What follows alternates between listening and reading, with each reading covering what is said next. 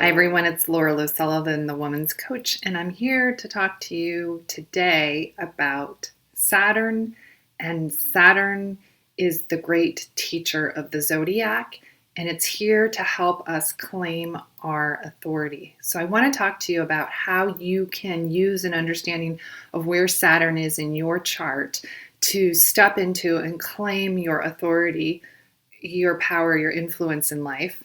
And at the second half of this video, I will share with you for each house placement how Saturn shows up in your life as a challenge or invitation.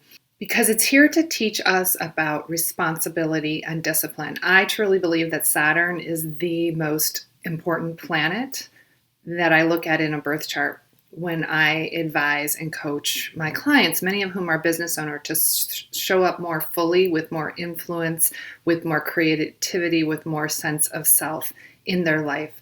I always look to Saturn because we measure our maturity in life by the cycles of Saturn. So what do I mean by that?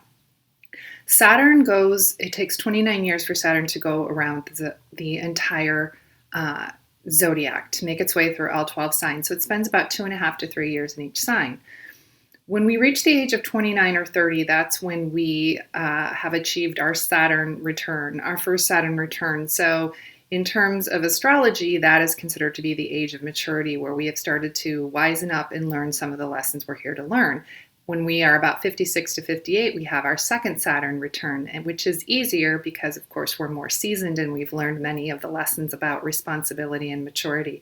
And then if we're so lucky, we might have a third one by the time we're 85 or 90. But as Saturn is transiting, moving around the zodiac, because we have Saturn in our birth chart, but then we also have planets that are moving, it interacts with all of our planets in our own individual chart as well. So we receive the influence of Saturn on a yearly basis in a different area of our chart. But what I'm going to share with you today is your unique invitation or lesson from Saturn on the day you were born, based on where Saturn is in your chart. Because wherever Saturn is in your chart, you receive the reward from the effort of showing up and rolling up your sleeve and doing the hard work. It's during Saturn cycles that we lose weight, get that promotion, sober up, maybe face our financial excesses, get our financial house in order, and essentially we grow up. But it can feel painful and difficult because along the way we usually have to, since we're human, learn our lessons. And Saturn wants you to do things your own way.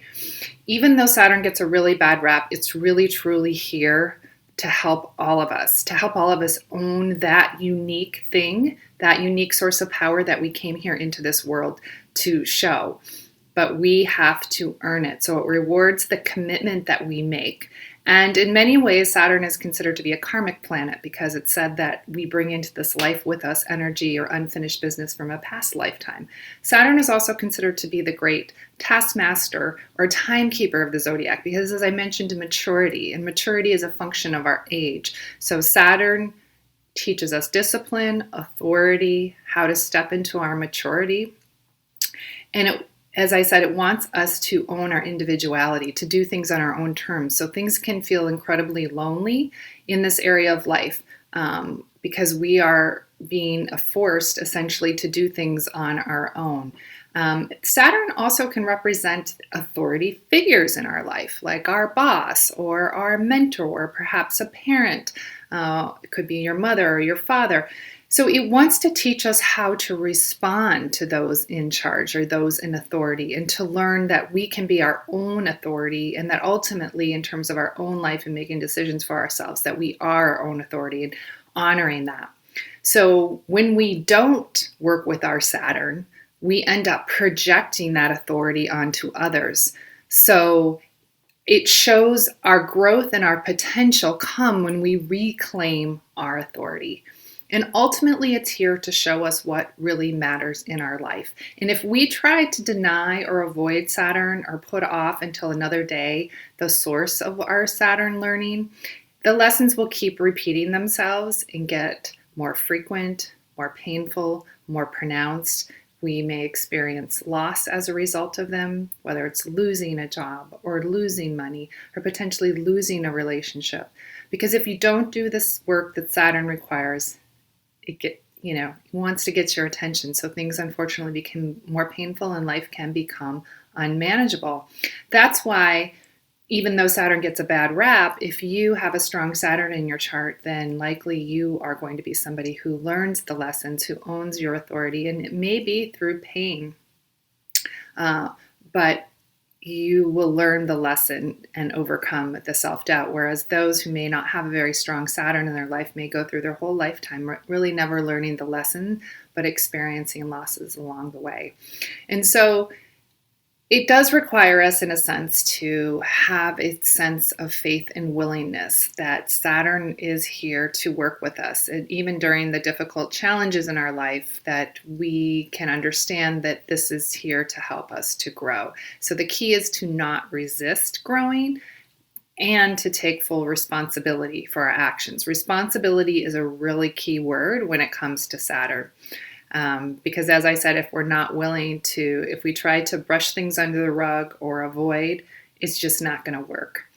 And it can take what might feel like Herculean strength during some of the most difficult and challenging Saturn cycles to maintain the belief that you will have that relationship you crave, that you'll get that promotion that you've been working so hard for, that you'll finally lose that weight you've been trying to lose.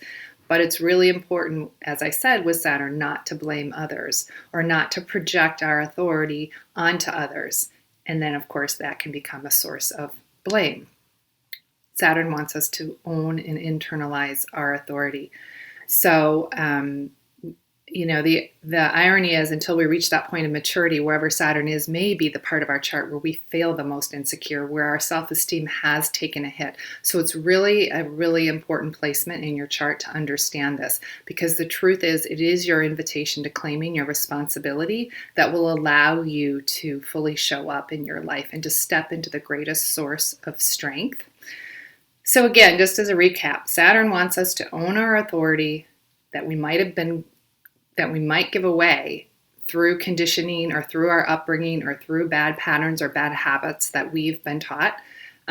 It wants to push you to your limits and to show you your unique source of strength and authority through opportunities that might not feel like opportunities at the time to take on more responsibility, and you'll be rewarded. Saturn always rewards us for showing up and doing the work. So I promise you the time and the energy does pay off.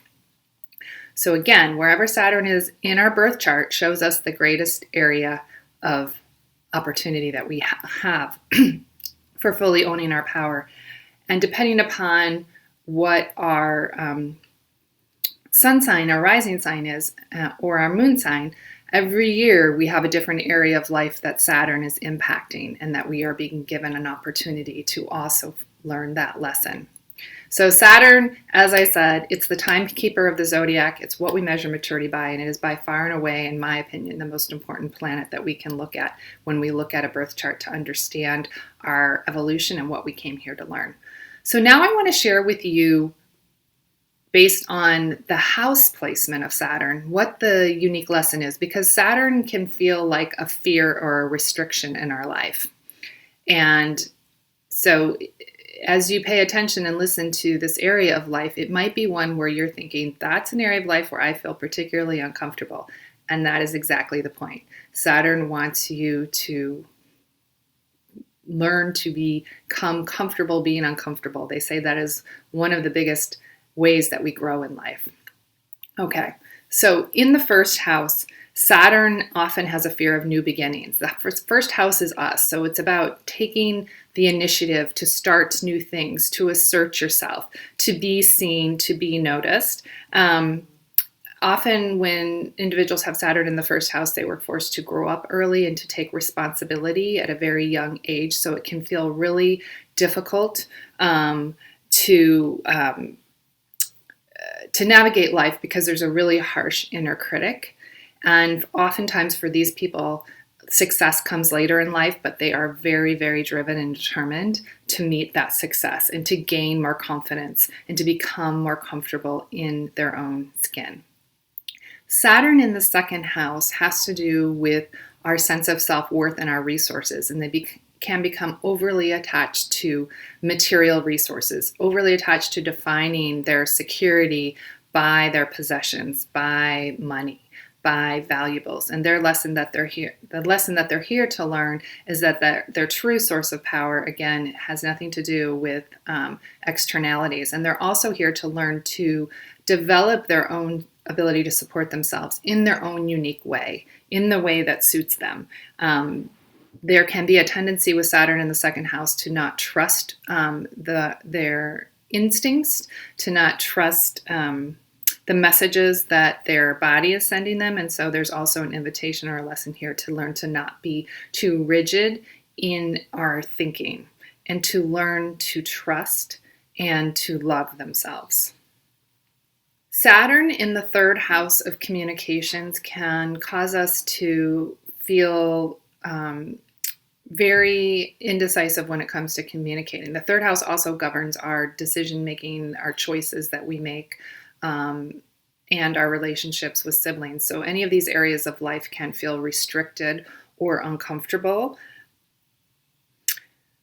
With Saturn in the third house, you can doubt your intelligence or your ability to be heard and to be understood. So a particularly painful wound for individuals with Saturn in the third house can be the fear of being misunderstood.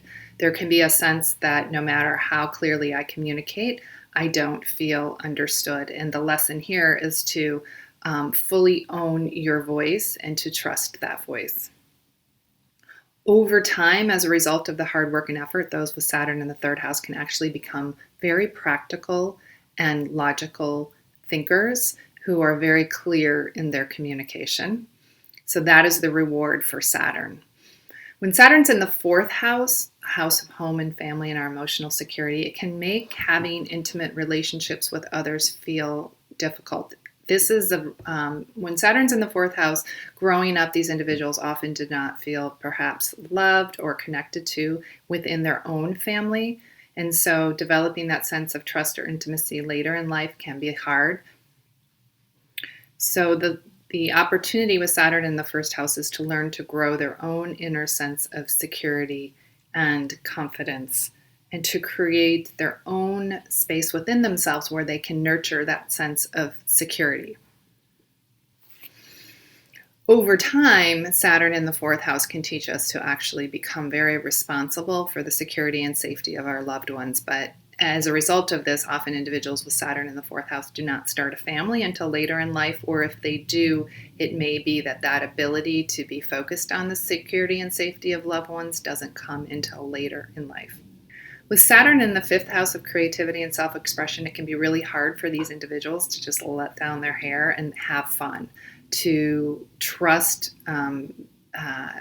Doing creative projects may be very uncomfortable. There may be a very strong inner critic. Wherever Saturn is, we tend to be very self-critical. So for individuals in the fifth house, they may not see themselves as creative, even though, in fact, they likely have a very high creative quotient. One of the ways to heal Saturn in the fifth house is actually to work with children or to have children, because these individuals often did not likely receive the strong sort of nurturing when they were children, that ability to be a child and to have fun. They likely had some kind of serious childhood or a caretaker who was not particularly available, and as a result they became serious at a young age, and that ability to kind of simply let go and have fun was not nurtured. With Saturn in the sixth house of work and service, it can be these individuals become workaholics or hypochondriacs. They can have a career that involves them toiling away at long hours before they finally receive recognition later in life, or they learn to set boundaries and to not give away, to value and honor the work that they are contributing. There can be a very strong inner critic or perfectionist when it comes to the work that they do, and so they may not value their work, even though in fact their work is actually valued, and it can take them until midlife before they understand the strong contributions that they are here to make. With Saturn in the seventh house of relationships and partnerships, these individuals may not actually partner until later in life. They take partnerships very seriously, and there can be a fear of abandonment with these individuals. They may have grown up in a house where the parents' relationship was either that was modeled, it was felt overly rigid or restrictive or traditional, and as a result, they may hold themselves at a distance from others. But it does not mean that these individuals will not engage in a partnership. I've often seen Saturn in the seventh house. Many, if not most of these individuals do have a partner. It's just that they got to it later in life.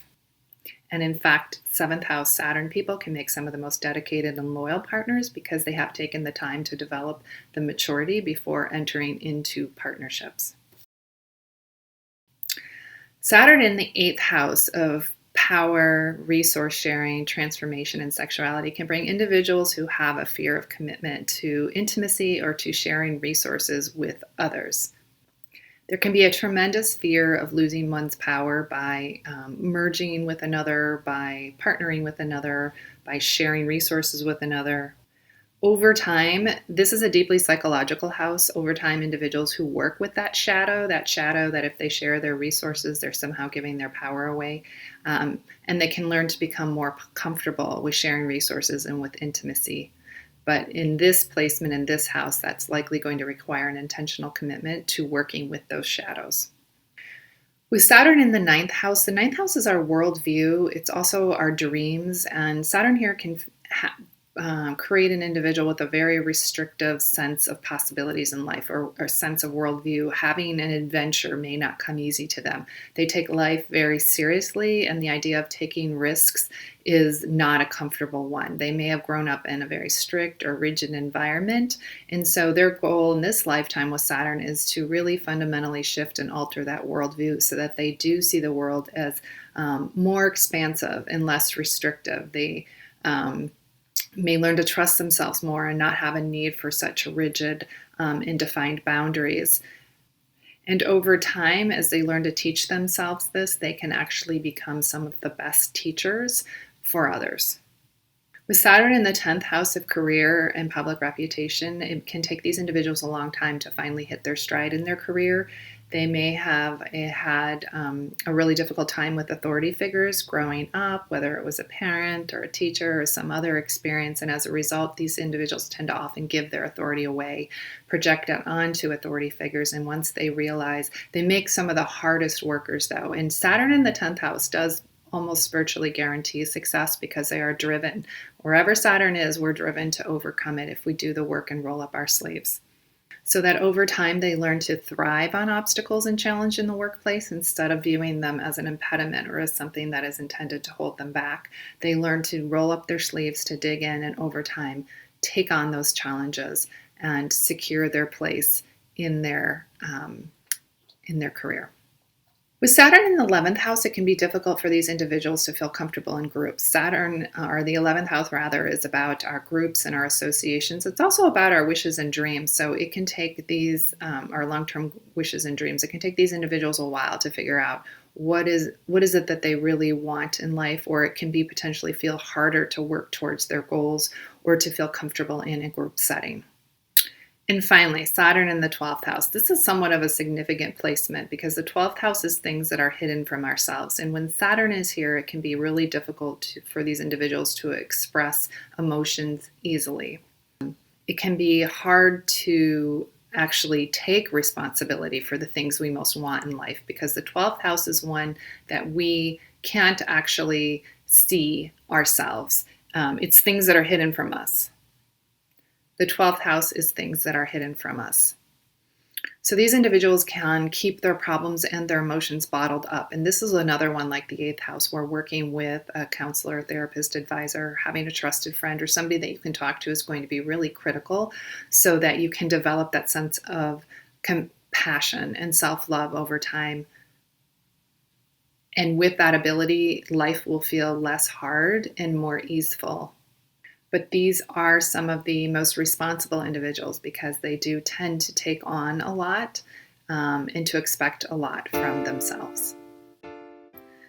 So that I hope that this was helpful for you in understanding how Saturn really is here to teach us to own our authority and to step into that area of life that can feel restrictive, that can feel fearful.